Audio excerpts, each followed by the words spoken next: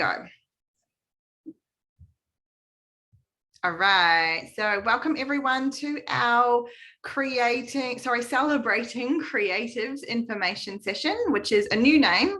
Clearly, I haven't quite wrapped my head around it. New name for our choreography competition this year, which we're really excited about. So we are recording this so that we can share it with anyone who is unable to make it this afternoon.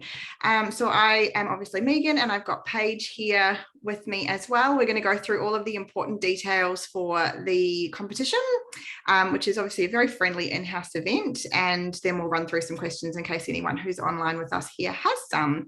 So yes, celebrating creatives. So it's obviously about celebrating the creativity of our students, and it's one of our favorite events of the year because we get to see students of all ages develop and share their own work, and it really celebrates the choreographer or the person creating the work, and it's a great platform for some of our quiet achievers to be seen. It's not about being the best dancer, it's really just about being really creative and giving things a go. So students in prep right through to high school are invited to enter, and once we have all of the entries, we'll split them into relevant age groups. And when you enter the competition, you enter as the choreographer for your dance. So that means you're the person making up the dance. So you can't make it up with a friend. You can dance with a friend, but you have to, only one person is nominated to be the choreographer. And it's choreography is not performance based. So obviously it's a great thing for us all to get involved, but the judging or the adjudicating of the event is about the content of the dance. So the creative approach to steps and working with a team. There's lots of the different little elements that we talk about. The person entering the dance, the choreography does not have to be a dancer, or they could be if they want to. So if you are entering as the choreographer, you have to create the dance, but you could create that on yourself. You could create that on a sibling. You could create that on a friend. You could do it with a friend. So there's lots of different options as long as you are just that one person who is doing the choreography. And we just want to note too that it takes a lot of courage to enter something like this, but we want to reassure you that we'll be there every step of the way to help you learn and develop your skills in creating some exciting dance pieces. And yeah, if you've got any questions at all, we'll be here to help along the way with workshops and things. So over to you, Paige. She's going to talk to you about some important dates. So I'm just going to go through all our dates now, and I think these are on our website as well if you need to check as well. So our submissions open on Monday, the 21st of February, but we've actually opened them already. So after this session, you can go straight to your parent portal and log on in and sign up for the competition. Our entries will close on the 4th of March, which is a Friday. So make sure you get them in before Friday the 4th. And we have 2 workshops with our teachers. So the first one is Friday, the 11th of March at 4:30 till 5:30, and Saturday, the 19th of March at 11:45 till 12:45. So they're a great opportunity to come to the studio and work with your teachers. It's all supervised in a group setting, and we need you to attend at least one of these. So you have to come on down for one of these workshops so that we can help you with the creative process, answer any questions you need, and supervise you along the way. And the studio will be available for you to book for free to practice with your groups if you need to. Parent supervision will be required for our junior students. I'm just going to bring one more parent in. There we go. I'll just touch on these dates once they've set back up. And our competition is on Friday, the 1st of April at 4:30. We haven't yet got a venue, so that will come out in correspondence soon. And we'll confirm the venue once we have it. And we're considering a live stream approach if we have to go back into a lockdown or restrictions or anything like that. So it's still going to go ahead in some form, but we'll let you know closer to the date. And the exciting thing is that our winners will get to perform at our preschool concert, which is on Sunday, the 21st of August at Altona Theatre. But I think I had some questions in my class the other day that if they are the winner and they don't want to perform, you don't have to, but it is a great opportunity if you want to perform. So I'm just flagging that there, that you don't have to if you don't want to. And back over to Megan as well. Thank you, Paige. So in terms of fees, so all of the entry fees go toward the running of the competition. So that includes our workshops with our teachers, our adjudicator, and also purchasing ribbons and trophies for all competitors. Every choreographer and competitor will walk away with something. So that's a nice little piece of information to know. Our entry fees are $25 for a solo or $35 for a duo, trio, or group. And as Paige said, we are going to be confirming the venue. We're going to do this after the entries have closed, so we know what kind of numbers we're working with. And yeah, as she said, live stream if we need to consider that for keeping people safe and making sure that we don't have lots of people in one space. Back to me. Back to you, Paige. So I'm just going to go through all of our dance styles. So you will have to select what style of dance you are doing on your form. So I'm going to quickly read through our styles and what they have in them, and then you can choose what best relates to you when you create your dance. So classical is a ballet dance without a story or props to a piece of classical music. Senior students can do this on point if they want to as well. Demi-character is a classical ballet dance that tells a story through movement plus mime or acting. So they're quite similar there. One has a story and one doesn't. Jazz technique to a variety of music from old to new, incorporating isolations, turns, kicks, jumps, and floor work. This includes Broadway and musical theatre. So if you do a jazz class, that might ring a bell for you there. Hip hop incorporates all styles of hip hop dance, including break dancing. We have contemporary as well, which is a barefoot dance exploring abstract and individual movement patterns. Seek to find freedom and release through movement. Use of gravity and breath are important here as well. Tapping as well. So if you want to do a tap dance, it's distinguished by percussive footwork that marks out precise rhythmic patterns on the floor using tap shoes. Again, you might not have tap shoes though, so you could wear runners or something like that if you wanted to do a tap dance. Lyrical, this is one of our newer styles, so I'm going to read through this for you as well. Lyrical is an offset from jazz. While it utilizes the technical elements of ballet and jazz, it is differentiated by the concept of storytelling. So storytelling is really important for lyrical. In basic form, lyrical dance is movement to lyrics, often slow, but not always. Movement is inspired by the words in the song. This is a feel-good choreography-based class that enables you to communicate and feel emotion through movement, staged to a great selection of music from a wide range of artists. And just some extra notes that if you want to do acro, it's not permitted unless you organize it with a teacher and is supervised in our workshop, just because we like to keep everyone safe here. And we know lots of people like to do their cartwheels and their handstands.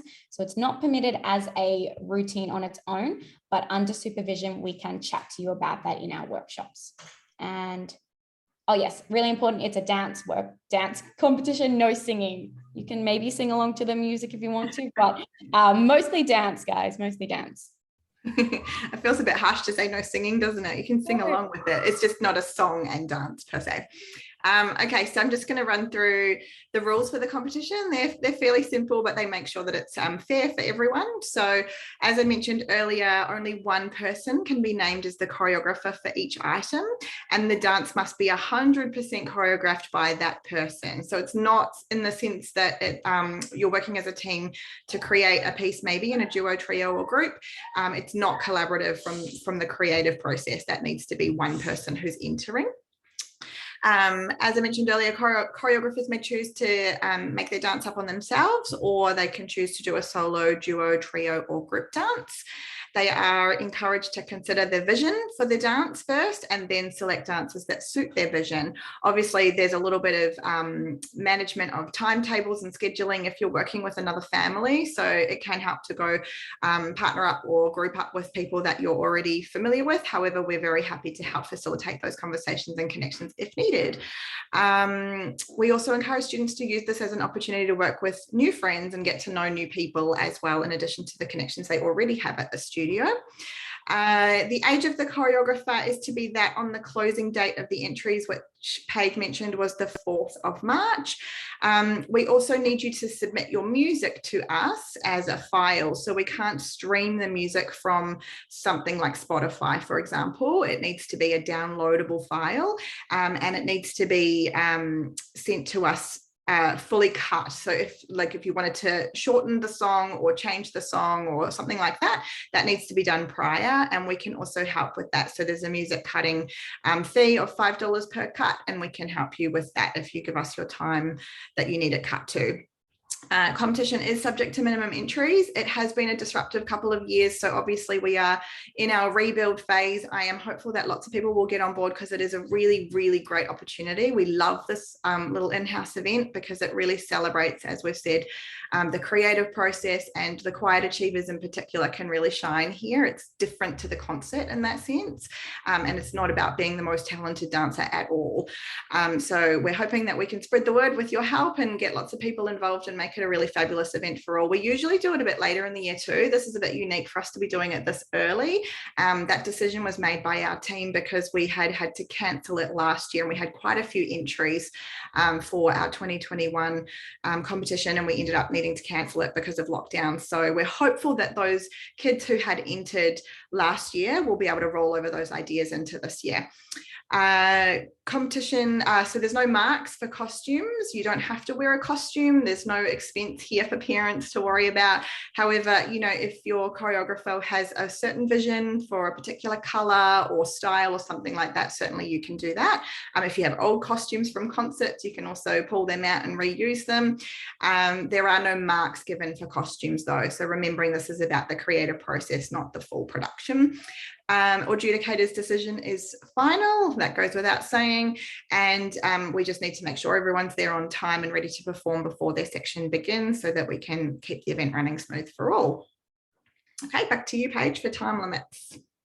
Right, so our time limits. So your item can be, sorry, my dog's making an appearance. How cool. Joys from working from home, everybody. So our time limits, I might have to just pop him to the side for a second. It can be less than this time, but it can't go over this time. Okay, everybody, it has to stay under this time or right on the dot. So for solos, 12 years and under is 2 minutes. 13 years and over solos is 3 minutes. And if you're doing a group, which is a duo, trio, or a group of more than that, they're all 3 minutes, no matter what your age is, 3 minutes. So 2 for solos under 12, 3 for 13 and over, and 3 minutes for all groups. And I think we're now opening up for questions. Yeah, that was short and sharp. Hopefully we've covered everything, but does anyone who's online with us at the moment have any questions at all?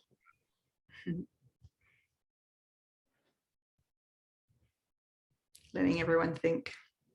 Would it be possible to do acro and jazz, for example? Yeah, so what you can do is you can put some acro skills inside your jazz item. Yeah, so you would be entering the competition to do jazz style, and then when you come to the workshop, we check that whoever's performing the acro skills has the skill to be able to perform that skill safely. And then if the teachers say yes, that's okay, then absolutely. All right. Pippa.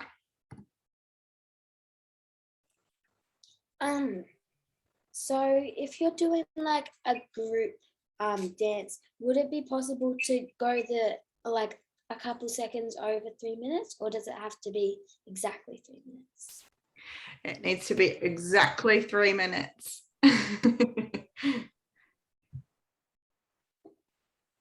I'm sure you'll have lots of ideas, but we can help you in our workshops as well to work out how to squeeze them all in and get the most out of them.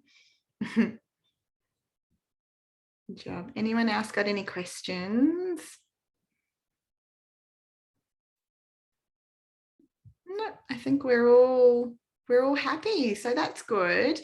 So with all of that said, I'm going to shortly hit end record, so this recording will be shared with everyone so they can watch back. Yeah, looking forward to your support in building this event and bringing it back to life again. If you have any questions that you didn't sort of think of while we were here online, or if you're watching this back after the fact, you can email us on info@dancehabit.com.au and we will be happy to help with anything that you need. All right, I'm going to hit record. I'm going to hit stop. There we go.